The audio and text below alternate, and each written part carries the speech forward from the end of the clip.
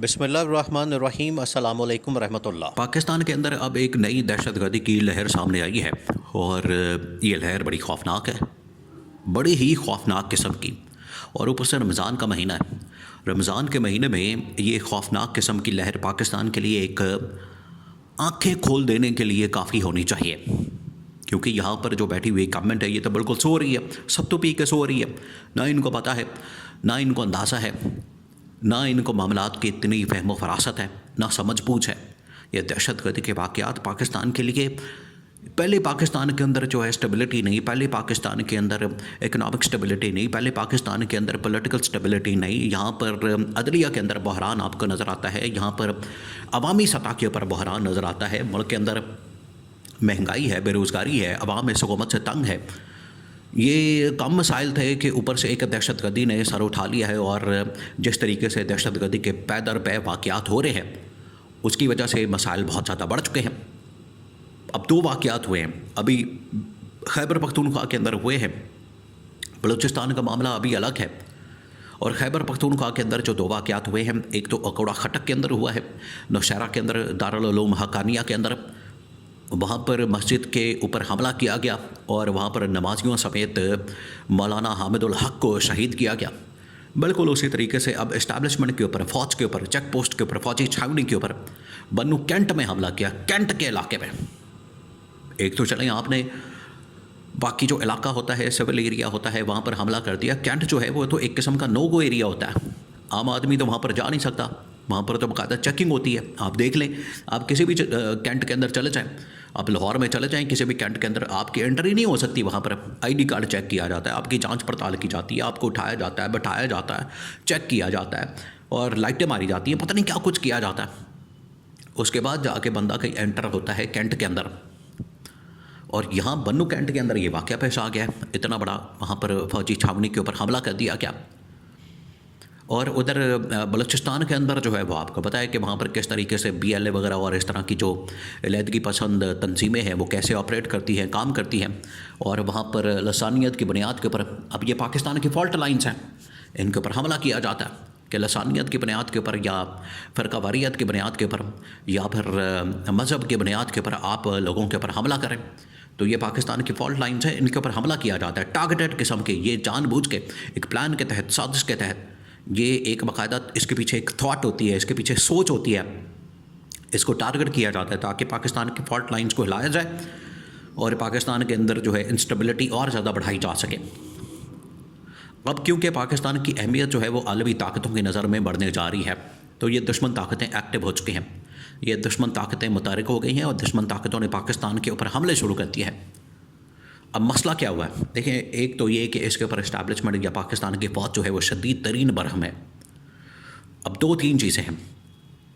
एक तो ये कि पाकिस्तान की फ़ौज ने फ़ैसला किया है कि अब हमने ख़ुद जो है अफ़गानिस्तान के साथ बात करनी है, अफ़गान तालिबान के साथ बात करनी है और वहाँ पर हमने इंडिया को कंट्रोल करना है। देखिए, सबसे बड़ा जो पाकिस्तान का दुश्मन मुल्क है वो तो इंडिया है। इंडिया को अगर किसी ने सही तरीके से उनको गर्दन से पकड़ा, उनको दबोचा, उनकी गिच्ची मरोड़ी, उनको जो है ऐसी की तैसी फेरी, उनको दो टोक अंदाज में पैगाम दिया, वो तो इमरान खान था।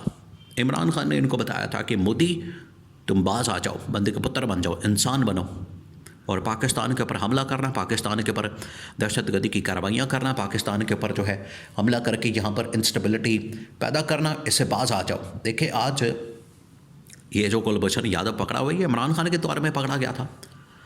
ये इमरान खान के दौर में जब फोकस जो है वो सारा का सारा किस तरफ था, इस तरफ था कि पाकिस्तान में कोई दहशतगर्दी की कार्रवाई ना करे। पाकिस्तान के अंदर जो बैनुल अक़वामी ताकतें, ख़ास तौर पर जो दुश्मन ममालिक पाकिस्तान में वो ऑपरेट करते हैं, उनका नेटवर्क तोड़ा जाए, उनके बंदे पकड़े जाएँ, उनके जासूस पकड़े जाएँ। ये कुलभूषण यादव भी उसी दौर के अंदर पकड़ा गया था और आज तक पाकिस्तान की हिरासत में है, क्योंकि उस वक्त फोकस सारा पाकिस्तान के ऊपर जो है सिक्योरिटी का, फ़ौज का, सिक्योरिटी के मामलात के ऊपर था।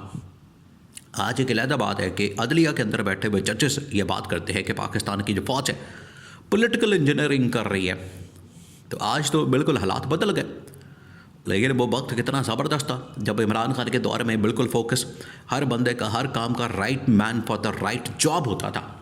ये नहीं कि इधर उधर लोटा मार मची हुई है और एक दूसरे के कामों के अंदर लोच तला जा रहा है, टांगें फंसाई हुई हैं, लात अड़ाई हुई है, कोई समझ नहीं आ रही, ना कोई सिर है, ना पैर है, ना मुंह है, ना मुंह ना मत्था, ये समझ नहीं आती। तो अब ये जो दो वाक़यात हुई, ये एक अलार्मिंग सिचुएशन है और ख़तरे की घंटी बजा दी गई है। अब इस्टेब्लिशमेंट के कान खड़े हो गए। पाकिस्तान की फ़ौज की जानिब से दो टोक अंदाज में पैगाम दिया गया है, दो तीन चीज़ें। एक तो ये कि पाकिस्तान की फ़ौज ने कहा कि अब पाकिस्तान के ऊपर जो हमला है वो किसी सूरत हम बर्दाश्त नहीं करेंगे। देखिए, इसी वजह से इस्टेब्लिशमेंट की जानिब से इमरान खान को अप्रोच किया गया। आपको पता है, ये जो इमरान खान के ऊपर पाबंदी लगाई गई मुलाकातों पर, और ये जो ऊपर नीचे वाक़यात हुए, इन वाक़यात के बाद और इन पाबंदी के दिनों में इमरान खान के साथ इस्टेब्लिशमेंट की बड़ी अहम तरीन मुलाकातें हुई हैं।